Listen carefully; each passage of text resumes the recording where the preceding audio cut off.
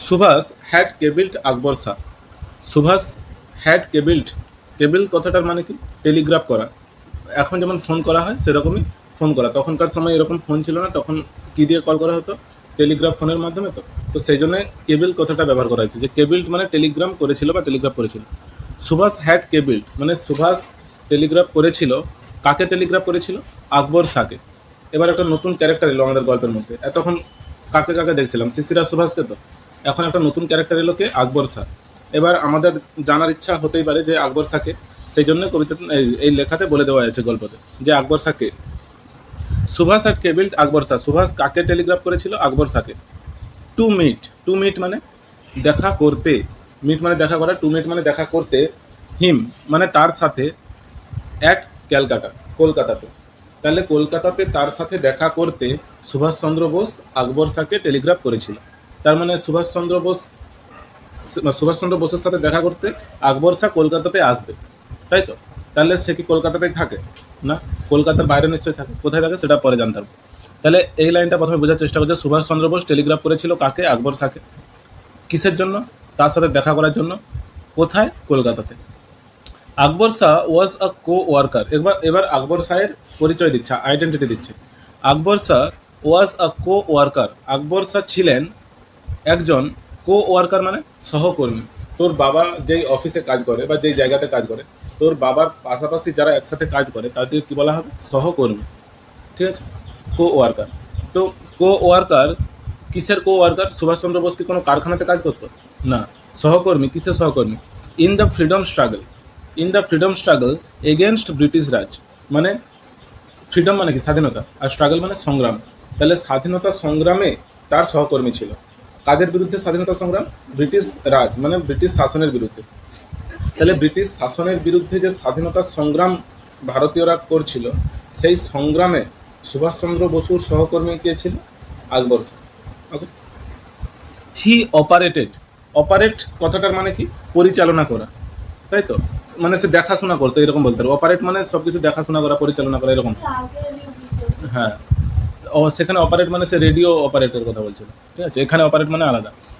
Operate মানেটা আলাদা নয়, মানে আলাদা সেন্সে ব্যবহার করা হচ্ছে এখানে। পুরো একটা দলকে অপারেট করার কথা বলা হচ্ছে। হি অপারেটেড, সে পরিচালনা করতো। In the north western, north western মানে কোন দিকটা? নর্থ মানে উত্তর দিক, আর ওয়েস্ট মানে পশ্চিম দিক। তাহলে নর্থ ওয়েস্টার্ন মানে উত্তর পশ্চিম দিক, মানে ওই কোণটা। ঠিক আছে, যেই কোণে পাকিস্তান ধর আছে ওই রকম কোণে, পাঞ্জাব টাঞ্জাব যেই কোণে আছে ওই রকম জায়গাতে। তাহলে সে কোথায় পরিচালনা করতো? He operated in the north western মানে উত্তর পশ্চিমী ফ্রন্টিয়ার। ফ্রন্টিয়ার মানে বর্ডার, সীমানা। তাহলে সে কোন সীমানায় পরিচালনা করতো তোর ফ্রিডম স্ট্রাগলের দলকে? উত্তর পশ্চিম বর্ডারে বা সীমানায়। প্রভিন্সেস, প্রভিন্সেস মানে অঞ্চল, মানে উত্তর পশ্চিম অঞ্চলের যে সীমানা, উত্তর পশ্চিম অঞ্চলের যে সীমানা, সেই অঞ্চলে আকবর শাহ পরিচালনা করতো। ওকে, মানে পরিচালনা করতো মানে কি বলতো? সে ওই গ্রুপের হেড ছিল। ধর একটা স্বাধীনতা সংগ্রাম যে চালাচ্ছে, বিভিন্ন কাজকর্ম হয়তো, কোথাও বোম মারতে হবে, কোথাও আন্দোলন করতে হবে। তো এই যে সমস্ত মানে হেড, যে তাকেই তো বলে যে এই গোটা দলটাকে অপারেট করে। তাহলে আকবর শাহ কোথায় অপারেট করতো? উত্তর পশ্চিম সীমান্ত অঞ্চল, জায়গাতে, অঞ্চল। হি ওয়াজ টু সুভাষ এসকেপ। এই সেন্টেন্স দেখো ভালো করে। হি ওয়াজ টু হেল্প মানে তাকে সাহায্য করতে হতো। হি ওয়াজ টু হেল্প মানে তাকে সাহায্য করতে হতো। এটা কোন টেন্স তাহলে? Past indefinite tense. Past indefinite tense যেমন প্রেজেন্ট ইনডিফিনাইট টেন্স আমরা পড়ছিলাম তো, যে পরিকল্পনা বোঝা, যে এখানে নরেন্দ্র মোদী বা মমতা ব্যানার্জির আসার কথা আছে। ঠিক আছে, তার একটা স্টেডিয়াম উদ্বোধন করার কথা আছে। কীরকম হবে? Narendra Modi is to come here, যে নরেন্দ্র মোদীর এখানে আসার কথা আছে। এরকম যদি বলি, I am two go to school today, আমার আজকে স্কুল যাওয়ার কথা আছে। I am two go to school today. সেরকম পাস্টে হি ওয়াজ টু হেল্প মানে তাকে সাহায্য করতে হতো। এটা পাস্ট ইনডিফিনাইট টেন্স। সুভাষ মানে কাকে সাহায্য করতে হতো? সুভাষকে কিসের জন্য সাহায্য করতে হতো? এসকেপ, এসকেপ মানে পালানো বা পলায়নের জন্য। আকবর শাহ কেম টু ক্যালকাটা। আকবর শাহ কেম মানে এসেছিল, টু ক্যালকাটা কলকাতাতে এসেছিল। হি ওয়াজ ইন্ট্রোডিউসড, প্যাসিভ ভয়েসে আছে। টু শিশির, তাকে শিশিরের সাথে পরিচয় করানো হয়েছিল। কার দ্বারা করানো হয়েছিল বলা নেই। বাই সুভাষ, তাই তো? তাহলে অ্যাক্টিভ ভয়েস কী হবে? Subhas introduced him to Shishir. Subhas introduced him, him মানে এখানে Akbar Shah. Subhas introduced him to Shishir, passive ভয়েসে কী হবে? হিমটা হি হবে। হি ওয়াজ ইন্ট্রোডিউসড মানে তাকে পরিচয় করানো হয়েছিল টু শিশির, শিশিরের সাথে। আর বাই সুভাষ ওটা বলেন, ঠিক আছে? তাহলে এটার মানে কী হবে proper Bangla? He was introduce মানে তাকে পরিচয় করানো হয়েছিল টু শিশির, শিশিরের সাথে। টুগেদার, টুগেদার মানে একসাথে। They went to a shop, together মানে একসাথে। দে ওয়েন্ট তারা গিয়েছিল, গো মানে যাওয়া, ওয়েন্ট মানে গিয়েছিল। টু আ শপ একটি দোকানে, শপ মানে দোকান। কোথাকার দোকানে? ইন সেন্ট্রাল ক্যালকাটা, মধ্য কলকাতার একটা দোকানে। হোয়ার মানে যেখানে, হোয়ার এটা কি? যেখানে। হোয়ার মানে কোথায় হয়তো, কিন্তু এখানে হোয়ার মানে যেখানে, এটা একটা অ্যাডভার্ব, ওকে, রিলেটিভ অ্যাডভার্ব। হোয়ার দে পারচেসড যেখানে তারা কিনেছিল। দে পারচেস, পারচেস মানে কেনা হয় তো।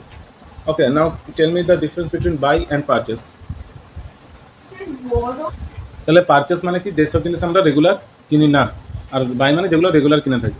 তাহলে দে পারচেস তারা কিনেছিল ব্যাগি। ব্যাগি কথাটার মানে তোদের বই কি দিয়েছে দেখ। ব্যাগি মানে দিয়েছে লুজ ফিটিং মানে ঢিলে ঢালা। এখন তো ট্রেন্ডে এসছে তো। আগে হচ্ছে ট্রেন্ড কী ছিল? ন্যারো মানে পুরো টাইট ফিট, জামা প্যান্ট পুরো টাইট। আর এখন আবার ট্রেন্ড এসছে কি? ঢিলে ঢালা, জিন্স হয় সব ব্যাগি, তাই তো? তো পারচেসড ব্যাগি সালোয়ার্স, সালোয়ার্স বা ট্রাউজার। সালোয়ার কোন কোন জিনিসটাকে বলে? একটা ছবি দেখালে বুঝতে পেরে যাবে। এই যে জিনিসটা দেখতেছি, এই যে পায়ের কাছে যেটা পড়ে আছে এটাকে বলে, ঠিক আছে, সালোয়ার।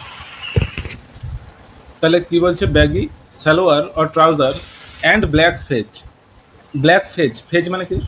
একটা বিশেষ রকমের টুপি। এই যে পাশের ছবিতে দেখ, নেতাজি সুভাষচন্দ্র বসুর মাথায় যে একটা টুপি আছে, ঠিক আছে, এইটাকে বলা হয় ফেজ। ওকে, বিশেষ প্রকারের টুপি এটা। এটার নাম কি? Specially phase, FEJ। আর এটার কালার কি? ব্ল্যাক। তাহলে তারা কি কিনেছিল? ব্যাগি সালোয়ার্স মানে ঢিলে ঢালা। সালোয়ার মানে কি বললাম? সালোয়ার মানে কি বললাম? তাহলে সালোয়ার বা ট্রাউজার, ঢিলে ঢালা তুই প্যান্ট বলতে পারিস। অ্যান্ড ব্ল্যাক ফেজ এবং কালো টুপি। তবে নর্মাল টুপি নয়, এই যে বিশেষ প্রকারের যে টুপিটা দেখতে পাচ্ছ নেতাজি সুভাষচন্দ্রের মাথায়, এইরকম টুপি। তাহলে and a black fez for Subhas's disguise. For মানে জন্য, কিসের জন্য? সুভাষেস, সুভাষ অ্যাপোস্ট্রফি এস মানে সুভাষ এ। একটা আমরা পড়ছিলাম না যে যখন কোনো নামের শেষের উচ্চারণ স উচ্চারণ হয়, যেমন সুরেশ, তাই তো, তখন অ্যাপোস্ট্রফি এস না দিয়ে আমরা শুধু অ্যাপোস্ট্রফি দিতে পারি, তাই তো। অ্যাকচুয়ালি অ্যাপোস্ট্রফি আমরা কখন অ্যাভয়েড করি? যার শেষে এস থাকে তো। অ্যাপোস্ট্রফি এস কথাটা আমরা মানে কখন অ্যাভয়েড করি? অ্যাপোস্ট্রফি এস না দিয়ে শুধু অ্যাপোস্ট্রফি দেয় কখন? যখন শেষে এস থাকে, স উচ্চারণে। সেরকম সুরেশ, রমেশ, এদের শেষে স উচ্চারণ হচ্ছে তো। তো এদের রমেশ এর বোঝাতে গেলে শুধু অ্যাপোস্ট্রফি দিলেই হয়, ঠিক আছে। কিন্তু এখানে দেখতে পাচ্ছ সুভাষ, এখানেও স উচ্চারণ হচ্ছে, কিন্তু এখানে গল্পতে অ্যাপোস্ট্রফি এসই দিয়ে দিয়েছে, তাই তো। আচ্ছা, তাহলে কিসের জন্য তারা কিনেছিল ব্ল্যাক ফেজ এবং ওই trouser? For Subhas's disguise. Disguise মানে কি? ছদ্মবেশ। এখানে আমি দুটো ওয়ার্ড দিই, মানে ডিসগাইজ কথাটারই দুটো মানে হয় দেখ এখানে। ছদ্মবেশ আর ছদ্মবেশ ধারণ করা। তাহলে যখন ছদ্মবেশ কথাটা বলবো এটা হচ্ছে নাউন, আর যখন ছদ্মবেশ ধারণ করা, করা মানে কি? ভার্ব। এখানে কোনটা দেওয়া হচ্ছে? এখানে নাউন, তাই তো। ফর হোয়াট যদি আমি বলি, হোয়াটের উত্তর দিচ্ছে তো, তাহলে এটা ডিসগাইজটা নাউন। তাহলে তারা কিসের জন্য কিনেছিল? ফর সুভাষেস ডিসগাইজ মানে সুভাষের ছদ্মবেশের জন্য। ল্যাটার মানে পরে। শিশির অলসো পারচেসড, শিশির আরও কিনেছিল আর সুইটকেস। সুইটকেস মানে কোন জিনিসটারে? যেই জিনিসটাই করে সব জামা কাপড় নিয়ে যাওয়া হয়, এই যে এই জিনিসটা, তাই তো। সব নিচে চাকা লাগানো থাকে তো, স্টেশনে নিয়ে যায়, মানে যখন যারা বাইরে যায় তারা নিয়ে যায়। তাহলে letter Shishir also purchased a সুইটকেস, শিশিরও কিনেছিল একটা কি? সুইটকেস। A bed role, bed role জিনিসটা কী রে? যেসব বিছানাকে গোল করে গুড়িয়ে কাঁধে করে নিয়ে যাওয়া যাবে। কারা নিয়ে যায়? যারা জেনারেলি অ্যাডভেঞ্চার বা ট্রাভেলে যায়। এরকম একটা তাঁবুর জিনিস নিয়ে যাবে, আর এরকম একটা বেড রোল, তাই তো। এগুলো আর্মিদেরও থাকে, যে ধর আর্মিরা কোনো একটা অপারেশনে গেছে, সেখানে তাদের কাঁধে ওরকম থাকে। আচ্ছা, কার্টুনে দেখছি, ভালো হচ্ছে। তো জেনারেলি এগুলো কোথায় ইউজ হয়? যারা অ্যাডভেঞ্চারে যায় এরকম তাঁবু খাটাবে, আর ঘুমানোর জন্য এরকম একটা কাঁধে মানে ছোট্ট বেড, রোল করে বেড, মানে এটাকেই বিছিয়ে দিলে বিছানা যাবে আর উপরে ঘুমিয়ে যাবে, এটাকে কি বলা হয়? Bed role.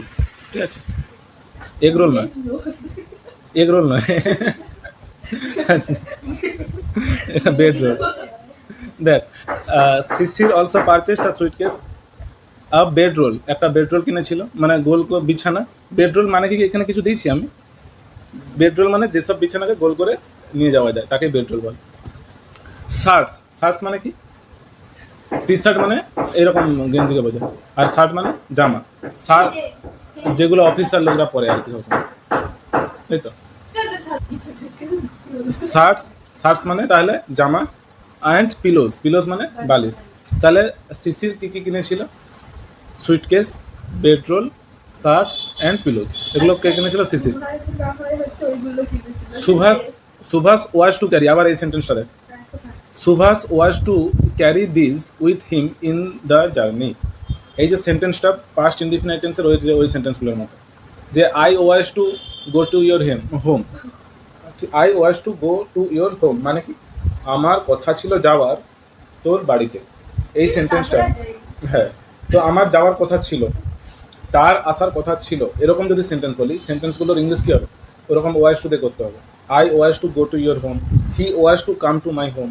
ওকে, এরকম সেন্টেন্স স্ট্রাকচার হয়, যেটা পাস্ট ইনডিফিনাইট টেন্স, মানে অতীতের কোনো পরিকল্পনা ছিল যেটা সম্পূর্ণ হয়নি, সেরকম সেন্টেন্সগুলো এরকম। যেমন সম্পূর্ণ হয়নি বা হয়েছে যেটাই হোক, বা পরিকল্পনা বোঝালে এরকম সেন্টেন্স হয়। সুভাষ ওয়াজ টু ক্যারি, তাহলে এটার মানে কী হবে? সুভাষের বহন করার কথা ছিল, ঠিক আছে, বা সুভাষ বহন করতো। ক্যারি মানে কি? বয়ে নিয়ে যাওয়া। দিস, দিস মানে এগুলি। উইথ হিম মানে তার সাথে। ইন দ্য জার্নি মানে সেই যাত্রাতে। কোথাকার যাত্রা? সে কি কোথাও বেড়াতে যাচ্ছিল? না, সে যে ভারত থেকে পালিয়ে যাচ্ছিল, সেই যাত্রাতে সে ওই জিনিসগুলো নিয়ে তার যাওয়ার কথা ছিল। Shishir then went to a printer's shop. Then মানে কি? তখন। দেনের অনেকগুলো মানে হয়, দেন মানে তখন হয়, দেন মানে তাহলে হয়, তারপরেও হয়, ঠিক আছে, তিনটা মানে হয় জেনারেলি। তাহলে দেন মানে বললাম তখন, তারপরে আর তাহলে। তো এরকম যে বলে না, যে তোর মা বললো আজকে তোকে স্কুল যেতেই হবে, তুই তখন কী বলবি? Then you have to give me 10 rupees, তাহলে আমাকে 10 টাকা দিতে হবে। Then you have to give me 10 rupees. তাহলে দেন মানে তাহলেও হতে পারে। এখানে দেন মানে কি? শিশির দেন, শিশির তারপরে, এখানে তারপরে বলবি বা তখন, দুটো বললেই হবে। ওয়েন্ট, ওয়েন্ট মানে গিয়েছিল। Two a printer's shop, two a printer's shop মানে একটা ছাপাখানার দোকানে। প্রিন্টার মানে ছাপা করা হয় যেখানে, প্রিন্টার শপ ছাপাখানার দোকানে। হি অর্ডার্ড, অর্ডার মানে আদেশ করা, কিন্তু এখানে দোকানে আদেশ করেনি। দোকানে আমরা বলি যে আমি একটা এই জিনিসটা অর্ডার করে দিয়েছি, আমি কি দোকানে গিয়ে আদেশ করে দিয়ে আসি আমার এটা করে দিবি? না, এখানে অর্ডার মানে কোনো কিছু করতে বলে, ঠিক আছে। হি অর্ডার, সে করতে বলেছিল। A set of calling cards, a set মানে একটা সেট, সেট মানে কি? এক গুচ্ছ ধর। Of calling cards, calling cards কী জিনিস বলতে পারবি? দেখবি তো মারুতি গাড়ির যে যারা ধর ড্রাইভার, তাদের কাছে কিছু কার্ড থাকে এবং ছোটো ছোটো, এই যে দেখ এতটা এতটা কার্ডগুলো সাইজ হবে, তাতে লেখা থাকে যে এই সার্ভিস, তার নাম, ফোন নাম্বার, ঠিকানা লেখা থাকে। কেউ যদি চায় যে তোমার মারুতি তোমাকে ফোন করতে গেলে কী করতে হবে, সে ওই কার্ডটা বের করে দিয়ে দেয়।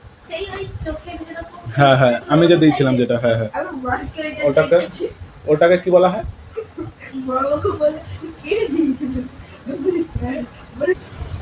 কলিং কার্ড জিনিসটা কি? যে ওরকম ছোটো ছোটো কার্ড যেখানে তোর সব পরিচয় লেখা থাকে, এটাকে কি বলা হয় শর্টকাটে? পরিচয়পত্র, আইডেন্টিটি কার্ড, ঠিক আছে। কলিং কার্ড বা আইডেন্টিটি কার্ড, পরিচয়পত্র। তাহলে সুভাষ যখন গাড়ি থেকে মানে গাড়িতে চেপে বেরিয়ে যাবে, তার কাছে যেন একটা আইডেন্টিটি কার্ড থাকে, কারণ পুলিশ যদি হঠাৎ করে ধরে নেয় এই কাকে নিয়ে যাচ্ছে, তাহলে সে কী বলবে? সে যেন একটা কার্ড দেখাতে পারে, ফেক কার্ড হবে, অরিজিনাল নয় যে আমি নেতাজি সুভাষচন্দ্র বোস, আমি চলে যাচ্ছি। তাহলে ইংরেজদের পুলিশ যেতে দেবে কি? যেতে দেবেন। তাহলে কি বলছে যে, হ্যাঁ, শিশির দেন ওয়েন্ট টু, আচ্ছা এটা তো পড়ালাম যে শিশির তারপরে গিয়েছিল একটা ছাপাখানার দোকানে। হি order a set of calling cards which rate মানে যেটাতে লেখা ছিল মোহাম্মদ জিয়াউদ্দিন। তাহলে তার নাম কি লেখা দিয়েছে, মানে লিখে দিয়েছে সেই কলিং কার্ডে, এইটা তো ছদ্মবেশ নাম। হ্যাঁ, মোহাম্মদ জিয়া উদ্দিন, সেই কলিং কার্ডে তার নিজের নাম লিখে দিয়েছে। আর তার পরিচয় কি? তার পরিচয় কি? মোহাম্মদ জিয়াউদ্দিন তো তার নাম, তার পরিচয় কি? মানে সে কী করে, তার কলিং কার্ডে কী লিখে দিচ্ছে? দেখ, ট্রাভেলিং ইন্সপেক্টর। ট্রাভেলিং ইন্সপেক্টর, যে সে একজন ট্রাভেলিং ইন্সপেক্টরের কাজ করে। কোন কোম্পানি থেকে? The empire of India life insurance co limited. এই যে এলটিডি, এটা লিমিটেড অ্যাকচুয়ালি, ঠিক আছে। তাহলে এই যে কোম্পানিটা আছে the empire of India life insurance co limited, এই কোম্পানির আন্ডারে ট্রাভেলিং ইন্সপেক্টরে চাকরি করে কে? মোহাম্মদ জিয়াউদ্দিন। এটা কিসে লেখা আছে? কলিং কার্ডে। তার মানে এটা ছদ্মবেশ পরিচয় এবং ছদ্মবেশ নাম কার? নেতাজি সুভাষচন্দ্র বসু। ছদ্মনাম, হ্যাঁ, ছদ্মনাম আর ছদ্ম পরিচয়, যাই হোক। This was the false identity. This was মানে এটা ছিল, দ্য ফলস আইডেন্টিটি, ফলস মানে মিথ্যা বা ভুল, আইডেন্টিটি মানে পরিচয়, এটা ছিল মিথ্যা পরিচয়। উইথ হুইচ কথাটা মানে যেটার সাথে, হুইচ মানে যেটা আর উইথ মানে সাথে, তাহলে যেটার সাথে সুভাষ ওয়াজ টু ট্রাভেল, আবার সেই sentence, Subhash was to travel মানে সুভাষকে যাত্রা করতে হতো।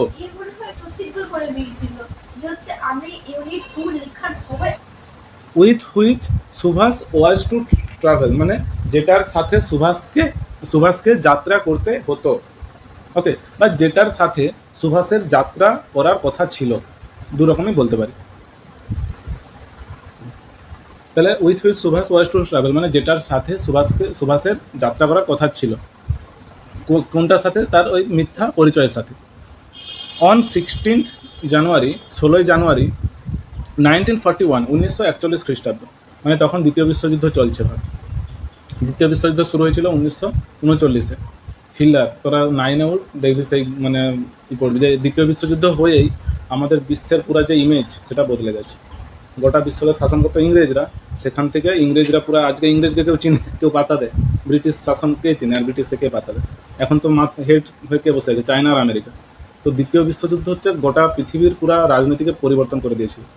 আর ওই হিস্টোরিক্যাল মুভমেন্ট ভাগ তখন চলছে যখন সুভাষচন্দ্র বোস। আর দ্বিতীয় বিশ্বযুদ্ধ মানে মেনলি যার কারণে হয়েছিল, হিটলারের কারণে, সুভাষচন্দ্র বোস তার সাথে কন্ট্যাক্ট রাখছিল যাতে ইংরেজকে আমাদের দেশ থেকে তাড়াতে পারে, ঠিক আছে।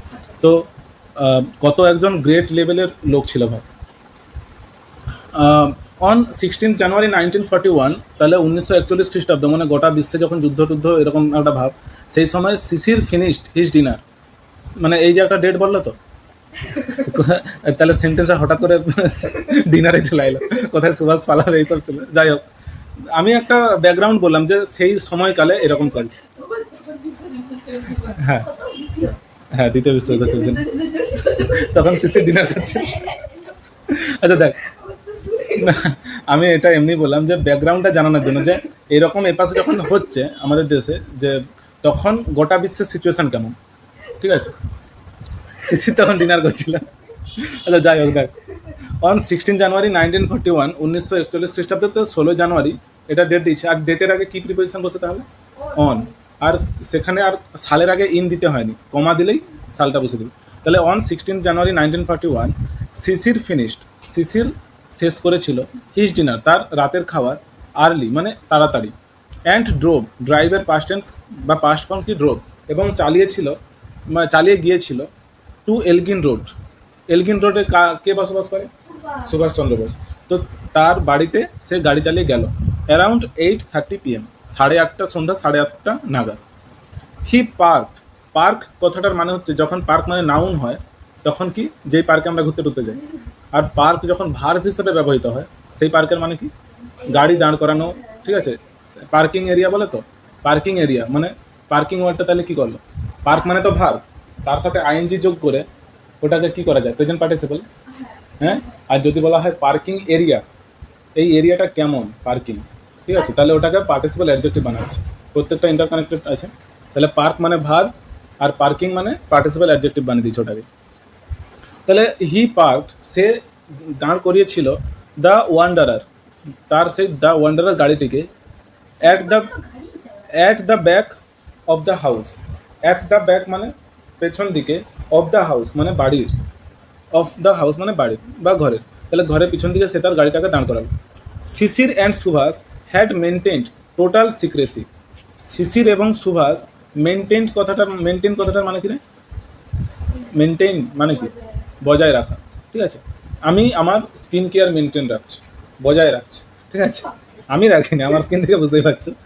যাই হোক, অনেকে বলে তো আমি মেনটেন রাখি আমার স্কিন কেয়ার, সেই জন্য বললাম যে বজায় রাখা। তো শিশির অ্যান্ড সুভাষ হ্যাড মেনটেন্ড, শিশির এবং সুভাষ বজায় রেখেছিল টোটাল সিক্রেসি মানে পুরোপুরি গোপনীয়তা, সিক্রেট মানে গোপন, তো সিক্রেসি মানে গোপনীয়তা, তাহলে টোটাল সিক্রেসি পুরোপুরি গোপনীয়তা বজায় রেখেছিল তারা অ্যাবাউট দ্য প্ল্যান, এই যে প্ল্যানের ব্যাপারে, মানে তারা কাউকে কিছু বলেন।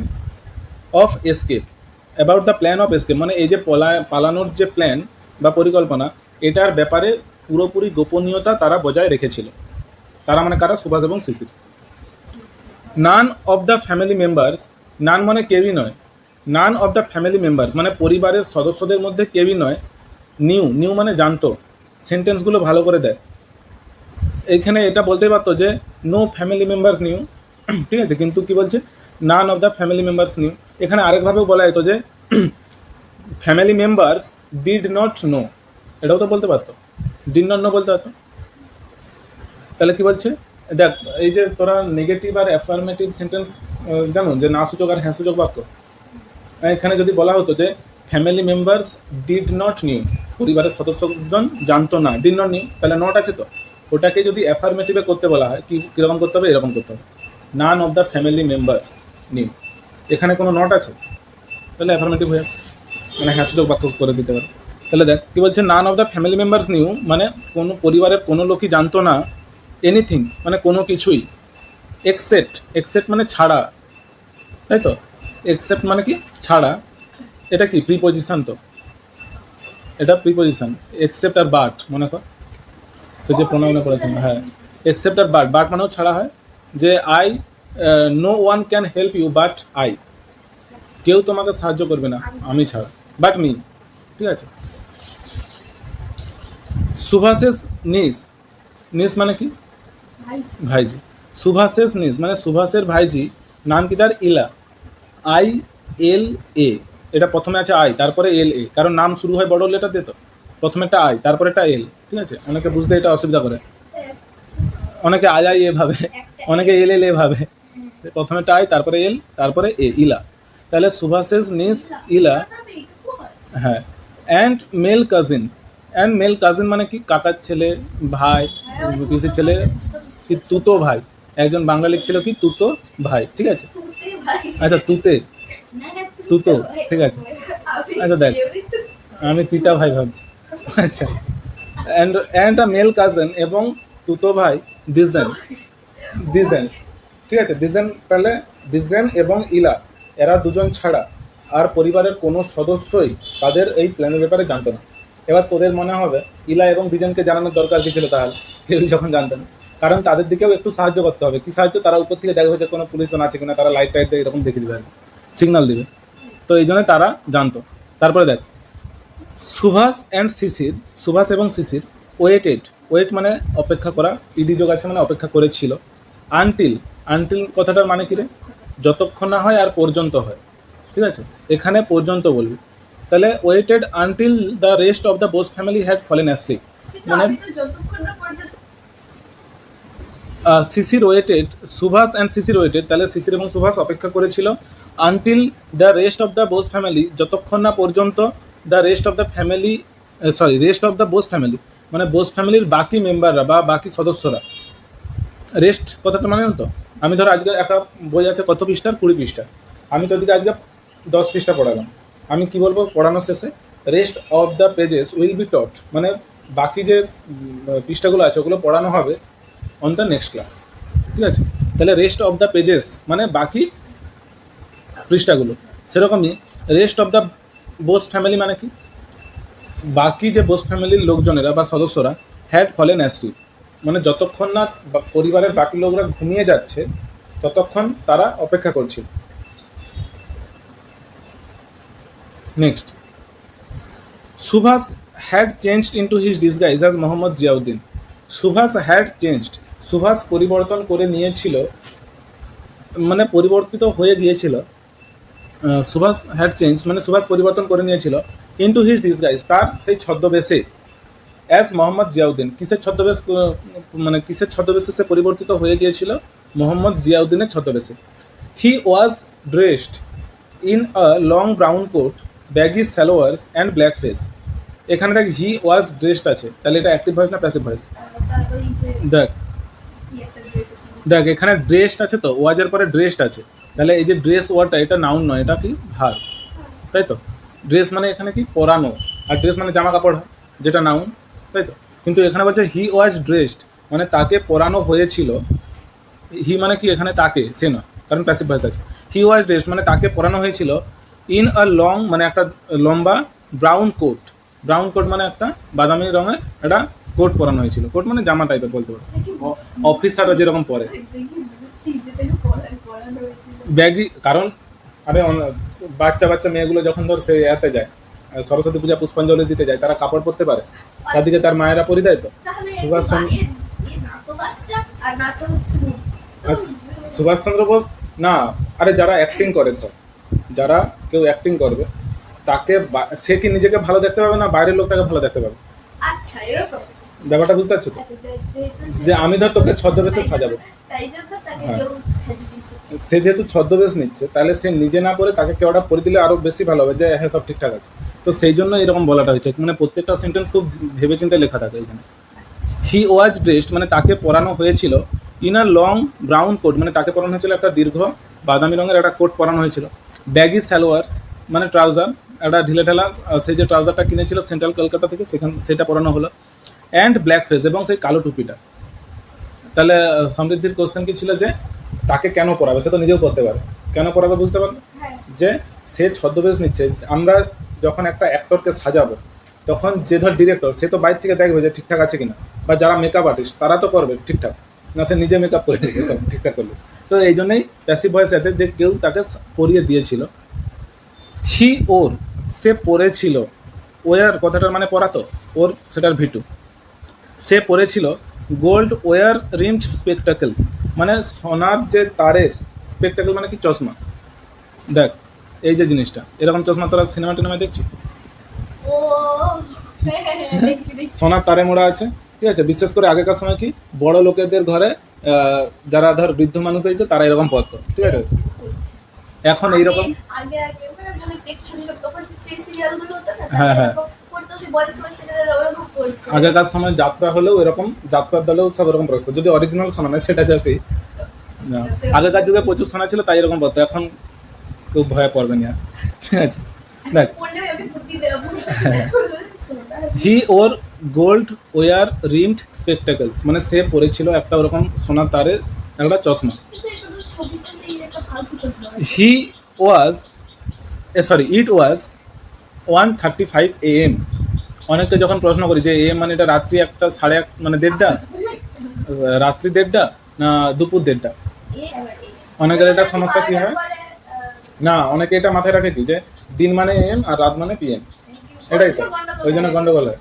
কিন্তু আসল জিনিসটা কি, যে রাত্রি 12টার পর থেকে AM শুরু হয়, রাত্রি 12টা থেকে সকাল 12টা AM, আবার সকাল 12টা বলা উচিত না, দুপুর 12টা ধর, হয়ে গেছে আবার দুপুর 12টা থেকে রাত্রি 12টা ওটা PM, ঠিক আছে। তাহলে ইট ওয়াজ 1:35 AM, মানে এটা ছিল রাত্রি 1:30 মানে 1:35, ঠিক আছে।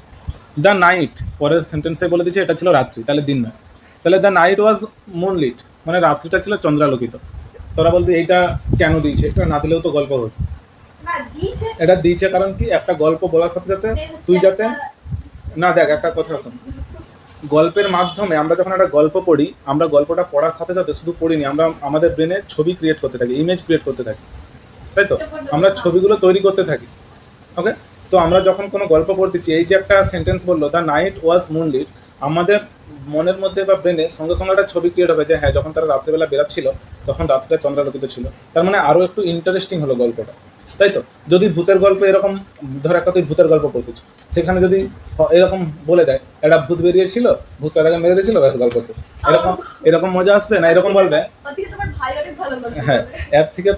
এর থেকে যদি এরকম গল্পটা বলা হয় যে একটা চন্দ্রালোকিত রাত্রি ছিল, চাঁদটার মাঝে হঠাৎ মানে চাঁদটা আস্তে আস্তে মেঘে ঢাকা পড়ছিল, একটু একটু অন্ধকার হচ্ছিল, তারপরে একটা হঠাৎ করে দরজা দিয়ে আওয়াজ হলো, ঠিক আছে, খোলার আওয়াজ। হ্যাঁ দরজা খোলার আওয়াজ হলো।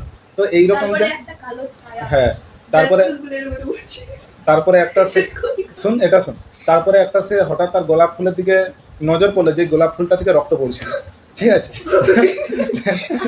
শুন, এই যে কথাগুলো বলা হলো, কেন বলা হলো রে, কেন বলা হলো? বেশি ভয় কারণ কি, সিনারিটা ক্রিয়েট করতেছে, যাতে দেখ আমি পড়তেছি কিন্তু বই, রিডিং পড়তেছি, আমাকে ছবি দেখানো হচ্ছে না, কিন্তু আমার ব্রেনে ওই ছবিগুলো আস্তে আস্তে মনে হচ্ছে, ক্রিয়েট করতেছি, আমার ব্রেন তৈরি করতেছে। এখন যেমন জেমিনাই বা চ্যাট জিপিটি তৈরি করে, তো সেটা আমার ব্রেনও করে, শুধু কি আমার ব্রেন থেকে আমি প্রিন্ট করে বের করতে পারি না, এটা প্রিন্ট করে বের করে দেয়, এই পার্থক্য। কিন্তু আমাদের ব্রেনও একই কাজ করে।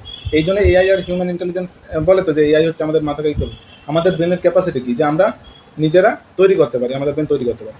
এখন এআইও সেটা পারে। যাই হোক, দেখ তাহলে এই সেন্টেন্সটা কেন বলছে বুঝতে পারছো তো, যে এরকম সিনারি ক্রিয়েট করতেছে যাতে আমাদের গল্পটা পড়তে আরও ভালো লাগে। দ্য নাইট ওয়াজ মুনলিট, রাতটা ছিল কীরকম, চন্দ্রালোকিত। দিজেন সিগন্যালড, সিগন্যাল কথাটার মানে কী রে, সংকেত দেওয়া। দিজেন সিগন্যালড, দিজেন সংকেত দিয়েছিল from an up stair, stair কথাটার মানে হচ্ছে সিঁড়ি, ঠিক আছে, আপ স্টেয়ার মানে উপরের সিঁড়ি থেকে। তাহলে দিজেন সংকেত দিয়েছিল উপরের সিঁড়ির, উইন্ডো মানে জানালা, উপরে সিঁড়ি ঘর আছে সেখানকার জানালা থেকে সে সিগন্যাল দিয়েছিল, লাইট দিয়েই হবে সম্ভবত। That no policeman was nearby, যে সেখানে কোনো পুলিশম্যান ছিল না। তাহলে নো পুলিশম্যান, আচ্ছা পুলিশ ওয়ার্ডটা কালেকটিভ নাউন, পুলিশ কিন্তু একজনকে বোঝায় না, আর যখন একজনকে বোঝানো যাবে মানে ব্যক্তিকে বোঝায় তখন কি পুলিশ ম্যান, ঠিক আছে। আর অনেকগুলো পুলিশ হলে পুলিশ মেন, এমইএন। আর এখানে কি হচ্ছে, নো পুলিশম্যান মানে কোনো পুলিশের ব্যক্তি নেই। ওয়াজ নিয়ার বাই মানে ছিল না কাছে পিঠে, নিয়ার বাই কথাটা মানে কি কাছে পিঠে। তাহলে দিজেন উপরের সিঁড়ি ঘরের জানালা থেকে কি সংকেত দিয়েছিল, যে কাছে পিঠে কোনো পুলিশকর্মী, পুলিশকর্মী বলবি, পুলিশম্যান মানে কি বলবি, পুলিশকর্মী, কোনো পুলিশকর্মী ছিল না। বাই ডে, এখানে তারপর পুলিশকর্মীদের কিছু ব্যাপারে বলছে, বাই ডে মানে দিনের বেলায়, দ্য পুলিশম্যান, এখানে এমইএন আছে দেখতে পেয়েছো, কারণ কি এখানে বলছে নো পুলিশম্যান মানে কোনো পুলিশকর্মী নয়, একজন মানে কোন একজনকে বোঝাচ্ছে, আর এখানে পুলিশকর্মীরা বোঝাচ্ছে। তাহলে বাই ডে মানে দিনের বেলায়, দ্য পুলিশম্যান মানে পুলিশকর্মীরা, স্যাট, স্যাট মানে বসতো, সিট মানে বসা, এসআইটি মানে ভার্ভ, সিট মানে বসা। আর যেই সিটে আমরা বাসের সিট খুঁজি ওইটার বানান কি রে, SEAT, ওটা নাউন। তাহলে SEAT সিট মানে বসার জায়গা, ওটা নাউন। আর এসআইটি সিট মানে বসা, এটা ভার্ভ। তাহলে ভার্বের ভিটু কি, স্যাট, এসএটি। তাহলে দ্য পুলিশম্যান স্যাট মানে সেই পুলিশম্যান মানে পুলিশকর্মীগুলো বসে থাকতো অন আ চারপই, চারপই মানে খাটুয়া বলতে পারো, ছবি দেখালে ভালো বুঝতে পারবি, এই যে জিনিসটাকে চারপই বলে, ঠিক আছে। রোডের ধারে জেনারেলি দেখবি দোকানে থাকে, যারা লরি টরি চালায় তারা এসে একটু ঘুমে গেলে আর উপরে, আবার হচ্ছে লরি চালিয়ে চলে গেল। তাহলে কি বলছে, এটাকে চারপই বলে। তাহলে পুলিশম্যান, দিনের বেলায় পুলিশম্যানরা কী করতো, বসে থাকতো ওনার চারপই, চারপইয়ের ওপরে বা খাটুয়ার ওপরে, at the corner of Elgin road, at the corner, corner মানে কোন, অফ এলগিন রোড মানে এলগিন রোডের, মানে এলগিন রোডের কোণে তারা চারপইয়ের ওপর দিনের বেলায় বসে থাকতো। অ্যান্ড উডবার্ন রোড, এবং উডবার্ন রোডে, তাহলে কোন কোন জায়গাতে তারা বসে থাকতো চারপইয়ের উপর, এলগিন রোড এবং উডবার্ন রোড, এই যে কোনগুলোতে এর কর্নারে সব চারপইয়ের উপর পুলিশকর্মীরা বসে থাকতো। পুলিশকর্মীরা এরকম থাকে তো বসে। দে পেস্ট আপ অ্যান্ড ডাউন, এই যে একটা ফ্রেজ আছে দেখ, এটা পেস্ট আপ অ্যান্ড ডাউন, দেখতে পেয়েছো, পেস্ট আপ অ্যান্ড ডাউন, এটা পুরোটা একটা ফ্রেজ। এটার মানে কি, এক জায়গা থেকে মানে দুটো পয়েন্টের মধ্যে ঘোরাঘুরি করা। কীরকম, ধর এটা একটা পয়েন্ট আর এটা একটা পয়েন্ট, জায়গা তো তুই একবার এইখানে এলু, এতটাই আসবে আবার চলে গেল, আবার এতটা আসবে আবার চলে যাবে, মানে এটাকে সে বাংলায় আমরা বলি না, বলে পাইচারি দিচ্ছে, মানে এক জায়গা থেকে এক জায়গা মানে ওই জায়গাতেই বারবার ঘুরে যাওয়া আসা করা, ওইরকম করু তোরা। তাহলে পেস আপ অ্যান্ড ডাউন মানে এক জায়গা থেকে পাইচারি দেওয়া, যখন আমরা টেনশন করি বা যখন কোনো কিছু কাজ না থাকে, খই মানে এমনি চিন্তা করতেছি, খই মাথায় ভাজতেছে, মাথায় খই ভাজতে মানে ফিজিক্যালি খই ভাজেন, ঠিক আছে, মাথায় খই ভাজতেছে। তাহলে দেখ, দে পেস্ট আপ অ্যান্ড ডাউন, তারা কি করতো, পুলিশগুলো এক জায়গা থেকে অন্য জায়গায় ওরকম পাইচারি দিত, সবসময় এক জায়গাতে। The street before Subhas's house, কোথায় তারা এরকম পাইচারি দিত, দ্য স্ট্রিট মানে রাস্তার ওপর, বিফোর মানে এখানে সামনের দিকে, বিফোর মানে আগে হয়তো, কিন্তু এখানে বিফোর মানে কি সামনের দিকে, তাই তো। ডোন্ট কাম বিফোর মি, আমার সামনের দিকে আর আসবেন, আমার সামনে আর আসবেন, আচ্ছা আমার বাড়িতে তার বাড়ির ঠিক সামনে, ঠিক আছে, এরকম সেন্সে বিফোর বলতে পারে। দেখ তাহলে স্ট্রিট বিফোর সুভাষেস হাউস, সুভাষের ঘরের সামনের দিকে তারা কী করতো বা আগের দিকে তারা কী করতো, পাইচারি দিত, কারা, পুলিশ কর্মীরা। এবং এটা তো দিনের বেলায় করতো। অন কোল্ড উইন্টার নাইট, এবং ঠান্ডা রাত্রেবেলা মানে যখন রাত্রেবেলা খুব ঠান্ডা পড়ে যেত, অফ জানুয়ারি 16, তারা কত তারিখে রাত্রে বেরিয়েছিল রে, হ্যাঁ এখানে বলা ছিল যে সে শীঘ্রই, এই যে দেখ এখানে বলা আছে কি, অন 16 জানুয়ারি 1941, দেখতে পেয়েছো, 16ই জানুয়ারি 1941 খ্রিস্টাব্দ। তাহলে যেই রাত্রে তারা পালানোর প্ল্যান করেছিল সেইটার তারিখ কত ছিল? 16ই জানুয়ারি। তাহলে শেষে কি বলতেছে? আচ্ছা, জানুয়ারি মাসে ঠান্ডা না গরম রে? মানে শীতকাল না ঠান্ডা? গ্রীষ্মকাল, ঠান্ডা। বুঝতে পারো আমি জিজ্ঞাসা করলাম যে গ্রীষ্মকাল না শীতকাল? না এরকম শীতকাল। গ্রীষ্মকাল ঠান্ডা আচ্ছা, গ্রীষ্মকাল তো ঠান্ডা on the cold winter night of January 16, মানে 16ই জানুয়ারির ঠান্ডা শীতকালের রাত্রিতে দে হ্যাড প্রেফার্ড, তারা প্রেফার মানে কি পছন্দ করা বা বেছে নেওয়া, ঠিক আছে? তাহলে কি বলছে? দে হ্যাড প্রেফার, তারা পছন্দ করতো দ্য কমফোর্ট মানে আরাম। কমফোর্ট মানে কি? আরাম। আর সে বেচে কে একটা বলছিল, বলে কমফোর্ট তো একটা কি পরিষ্কার সে কোম্পানির নাম দিয়ে আছে, ঠিক আছে? আচ্ছা, এরা হচ্ছে এরকম ওয়ার্ড থেকেই নিয়ে নেয়। কমফোর্ট মানে কি? আরাম, একটা ইংলিশ ওয়ার্ড, সেখান থেকে কোম্পানির নাম। ফরচুন মানে ভাগ্য, সেখান থেকেই তারা একটা ফরচুন রিফাইনারি বানিয়ে দিয়েছে, তাই তো? তারপরে সানলাইট সানলাইট, সূর্যের আলো। এবার তুমি মুনলাইট বের করে দিবে, ঠিক আছে? দেখ, সেটাতে শুধু সাদা জিনিস গুলো হয় হ্যাঁ দেখ, তাহলে তুই একটা ল্যাম্প বাল্বের কোম্পানি বের করে দিবি, যে মুনলাইট, যেটা রাত্রেবেলা তো নাইট ল্যাম্প যেরকম হয়, ওটা চাঁদের মতো আলো দিবে, নর্মাল এরকম আলো দিবে না, চাঁদের মতো আলো দিবে। একটা স্টার্ট আপ করার প্ল্যান দিয়ে দিলাম। স্টার্ট আপ মানে জানো তো? না স্টার্ট আপ মানে হচ্ছে নতুন একটা কোনো কিছু আইডিয়া, যেটার ভিত্তিতে তুই একটা কোম্পানি খুলতে পারবি। আমার ভাই গেছে খুলতে আচ্ছা, আর এখন সব স্টার্ট আপই করে, চাকরি কেউ করেনি। তোকে তো কারণটা বলছিলাম, পরে বল। আচ্ছা ঠিক আছে comfort of the warm blanket on the charpoy, তারা কি করা বেশি পছন্দ করতো? The comfort of the warm blankets, মানে উষ্ণ ব্ল্যাঙ্কেট মানে কি রে? কম্বল। উষ্ণ কম্বলের যে আরাম, সেটা পছন্দ করতো। অন দ্য চারপোই, চারপোয়ের ওপর। তাহলে তারা যখন শীতকালে প্রচুর ঠান্ডা পড়ে যেত রাত্রেবেলায়, তখন তারা কি করতো? কম্বলটা চাপা হয়ে ওই চারপোয়ের উপর ঢুকে পড়তো। যে মানে পুলিশ তার দিকে রেখে গেছে সরকার গার্ড করার জন্য, যে সুভাষচন্দ্র না বেরাতে পারে। তারা কি করতো?